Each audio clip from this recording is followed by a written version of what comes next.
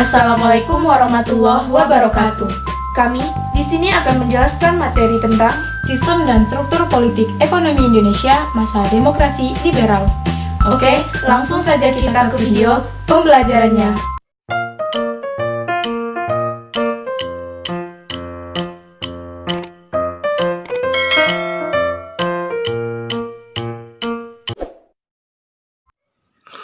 Sistem dan struktur politik dan ekonomi masa demokrasi liberal 1950-1959. Pada bulan Oktober 1945, Wakil Presiden Muhammad Hatta mengeluarkan Maklumat Wakil Presiden nomor 10 bulan Oktober 1945 yang menyatakan bahwa Komite Nasional Indonesia Pusat atau KNIP sebelum terbentuknya MPR atau DPR melakukan tugas legislatif. Dengan demikian, KNIP dari lembaga pembantu presiden menjadi lembaga yang sederajat dengan lembaga kepresidenan. Setelah dibubarkannya RIS, sejak tahun 1950, Republik Indonesia melaksanakan demokrasi parlementer liberal dengan mencontoh sistem parlementer barat, dan masa ini disebut masa demokrasi liberal. Indonesia sendiri pada tahun 1950-an terbagi menjadi 10 provinsi yang mempunyai otonomi berdasarkan Undang-Undang Dasar Sementara 1950 atau UUDS 1950 yang juga bernafaskan liberal.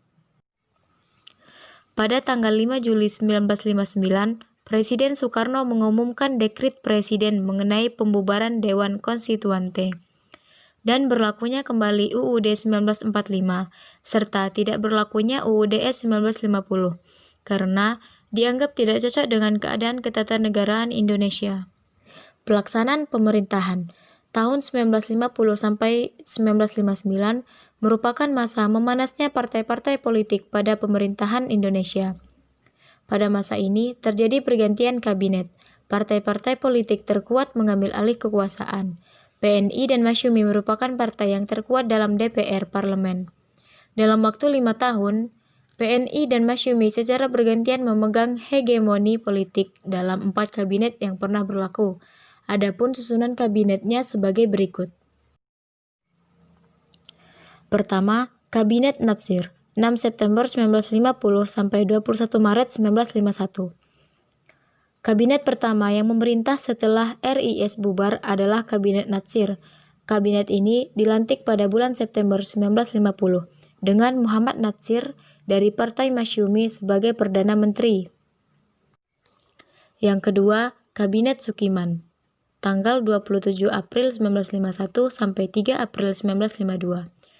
Pada tanggal 18 April 1951, Presiden Soekarno menunjuk 2 orang formatur baru, yaitu Sidik Joyo Soekarto dari PNI dan Dr. Sukiman Wirojasandhijoyo dari Partai Masyumi untuk membentuk kabinet baru dalam waktu 5 hari.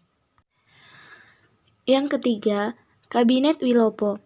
Pada tanggal 3 April 1952 sampai 3 Juni 1953. Kabinet Wilopo dipimpin oleh Mr. Wilopo dari PNI. Kabinet Wilopo merupakan kabinet koalisi antara PNI dan Masyumi. Yang keempat, Kabinet Ali Sastroamidjojo I pada tanggal 31 Juli 1953 sampai 12 Agustus 1955. Kabinet ini diresmikan pada tanggal 31 Juli 1953. Pada tanggal 24 Juli 1955, Ali Sastroamidjojo menyerahkan mandatnya kepada Presiden. Penyebabnya keadaan ekonomi yang memburuk, maraknya korupsi dan inflasi, dan sebab terutamanya adalah masalah TNI Angkatan Darat sebagai kelanjutan dari peristiwa 17 Oktober 1952. Yang kelima, Kabinet Burhanuddin Harahap pada tanggal 12 Agustus 1955 sampai 3 Maret 1956. Pada tanggal 11 Agustus 1955, Kabinet Burhanuddin Harahap mengumumkan programnya. Dan pada tanggal 3 Maret 1956, Burhanuddin Harahap mengembalikan mandatnya kepada Presiden. Yang keenam, Kabinet Ali Sastroamidjojo II pada tanggal 20 Maret 1956 sampai 14 Maret 1957. Pada tanggal 20 Maret 1956, Kabinet Ali II diumumkan. Kabinet ini merupakan koalisi antara PNI, Masyumi, NU, dan beberapa partai kecil lainnya. Yang ketujuh, Kabinet Juanda pada tanggal 9 April 1957 sampai 5 Juli 1959. Tugas kabinet ini adalah menghadapi keadaan ekonomi dan keuangan yang buruk. Program Kabinet Juanda dikenal dengan nama Pancakarya.